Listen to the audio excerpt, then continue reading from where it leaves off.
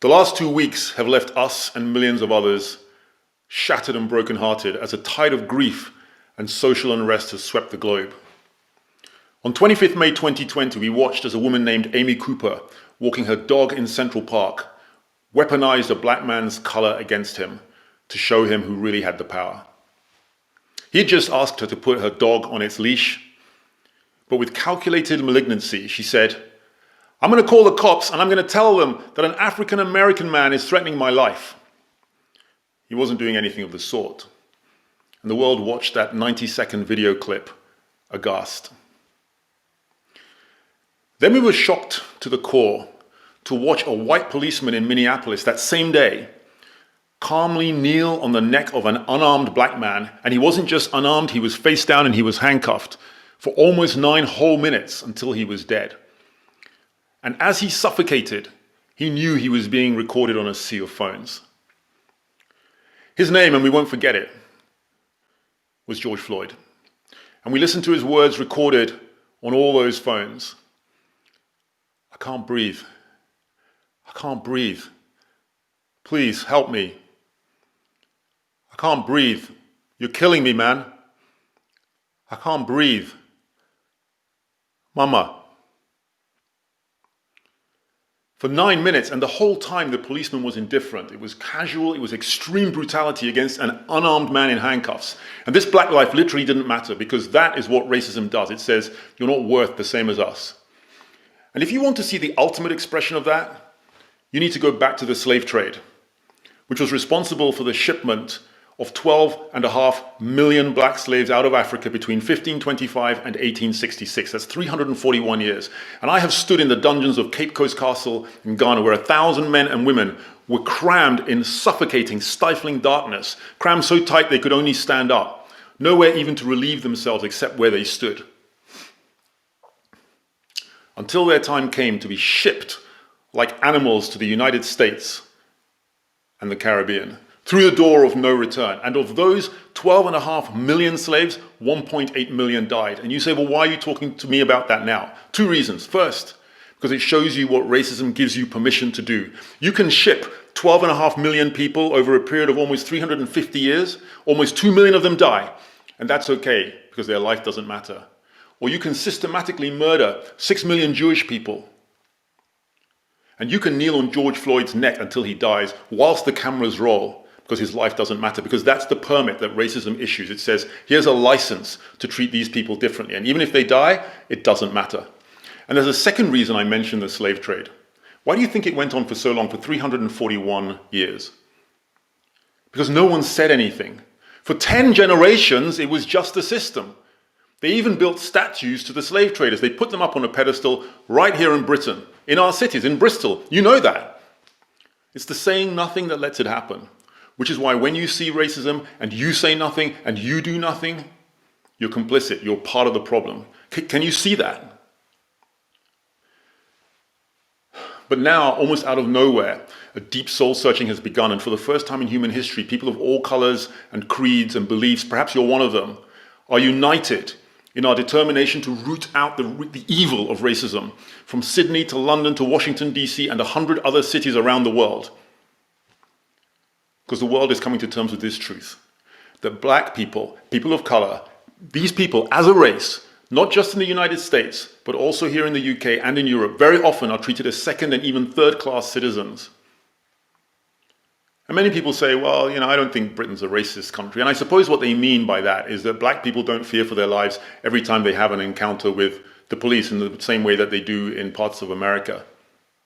That's true. But it misses the point. Every day, all around us, black people are living lives of under-realized potential, lives that haven't had advantages and opportunities, lives in which they're living from one day to the next, just trying to get by. And the system is set up in such a way that it is very difficult for black people to live the better life that they could otherwise have lived. So I'm talking about kinks in the hose pipe of life. When there's a kink in the hose pipe, the water doesn't flow, it just stops dead. And they start when you're young, and they persist throughout your life. And if you're black, you're more likely not to have a father present in your formative years. You're more likely to struggle at school. If you have a black or an African surname, you don't get the interview. And if you do get the interview, you don't know the codes and the jargon because no one ever taught you. And you never went to the right school or university, so you get rejected over and over and over again. And you might say, well, that doesn't happen. It does happen. I know so many people who cannot get an interview, let alone a job. And even when you do get the job, you know you're never going to make it right to the top, or it'll be a miracle if you do. Because as they say, you can't be it if you can't see it. Because for 1,000 reasons, your face doesn't fit. You know, when I went for my first job interview as a young lawyer, they said, you know, we really like you and we think you'd be a great fit here, and we'd love to offer you a job, but we can't. And I said, well, why not? They said, well, we hired a black guy last year and we just can't do it 2 years in a row. It's just not something we want to do. That's a kink in the hosepipe right there. And that was 30 years ago.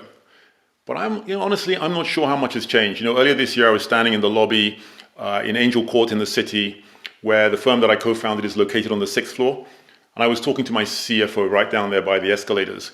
And as we talked, everyone who walked in the building, almost everyone, was showing me something. I thought, well, what are they showing me? And I realized they were showing me their pass. They were automatically just showing me their pass to get in the building. So we went and we sat in Starbucks instead. And then last year I was at a black tie event where I was giving a speech, and just before dinner, so a couple of hours earlier, this woman walks up to me and says, do you think we could have another couple of bottles of white for the table? And if you speak to any of my black friends, they will all, without exception, everyone will tell you their story. Look, when it comes down to it, this is not about black versus privileged white per se. I mean, it is, but not per se. It's not black against successful Asian, black against anyone. This is about asking for help. We need your help. We need everyone's help to get rid of those kinks. Not because we're beggars or we're helpless, not because we don't have our own ideas, not because we don't have areas that we need to work on ourselves, but because it is impossible to change things by ourselves. But if everyone joins hands and comes alongside us, then we can change the system and we can improve ourselves. All of us, every one of us. We're all part of the problem or we're part of the solution. There's no more any safe middle ground. There never was, where you can just sit and watch us. Because when you do nothing, you're part of the problem. Please, let me ask you this. Look in the mirror, literally in your bathroom or your bedroom mirror tonight, or lie on your bed with your eyes closed and ask yourself, what do I want to be in all this? Do I want to embrace this moment, this time in history, to step forward and make a difference? It doesn't mean you have to do something momentous, but you do have to take a stand. Come and sit in our part of the bus. I have some amazing white friends. Some, I honestly believe, would step in front of a train for me. One of them wrote to me last week and said, I feel so ashamed that I haven't really thought about this issue until now. What can I do? I'll do whatever it takes. Maybe that's you. Well, for those of you who do want to be a part of the solution, I would say this. To get involved in this alongside us, you need to come on a journey. And it's a long journey. It's a journey of 1,000 miles. And as they say, it starts with one step, but actually 3 steps. Whether you're an individual or a corporation, there are 3 steps you need to take. First, you need to learn about what it means to be black. If you're not black, you probably never even thought about this before. But you need to find out. How do you do that? Well, you need to read blogs, you need to watch talks, you need to listen to podcasts, talk to black people, ask them to share their experience with you, and try to see the world through our eyes. Think about any issue you've ever wanted to get behind, whether it's gender pay gap, climate, responsible investment, the UN SDGs, whatever it was. First, you had to learn about it in detail. So you read up on it until you understood the subject, until you were able to see the world through that new lens.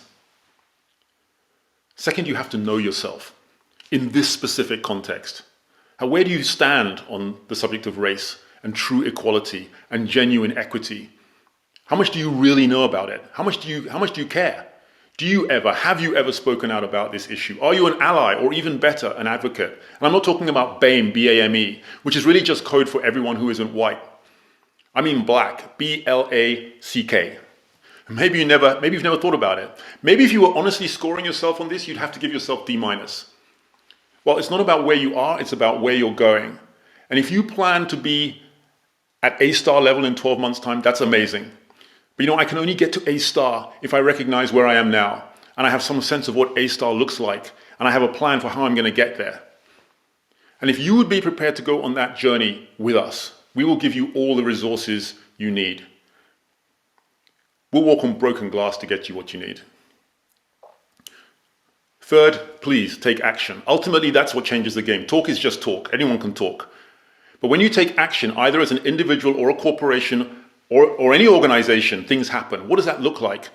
Well, when you become an advocate and you speak up, and when you invest directly and meaningfully in the organizations and the charities that are focused on unkinking the hose and helping black people to realize their full potential, when you throw yourself behind the quest for racial equality with the same commitment as you do the other causes, the plenty other causes that are close to your heart, when you empower your junior black employees to come and speak truth to power, that's when change happens.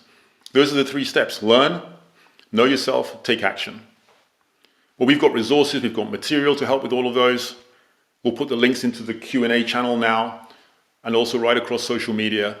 And by the way, if you've got any resources that you think would be helpful to us, please send them to us and we'll get those out and we'll share them. This is a moment in history that we have to seize or it will pass us by. Join us, work with us, come on our journey. You know, in our wildest dreams, we never dreamt that we would get this chance to speak today to so many friends as we've been able to now. And if you would get behind this, you have no idea how much it would mean. For every child facing a hosepipe of kinks, just the idea that the water might flow, clear water might flow there are no words. Maybe that child will go on to become prime minister or lead one of our nation's greatest companies or set up a charitable foundation or be a pioneer in science or technology, push the boundaries in the arts or preach sermons that will change lives forever. Who knows, my friend? Wouldn't you like to find out? Well, thank you for joining us this afternoon. Means everything. We've got more events coming up in the weeks ahead, and we're going to post those on social media. We'll put them on LinkedIn, Facebook, Instagram, and everywhere else. In the meantime, stay safe, stay well. Thank you.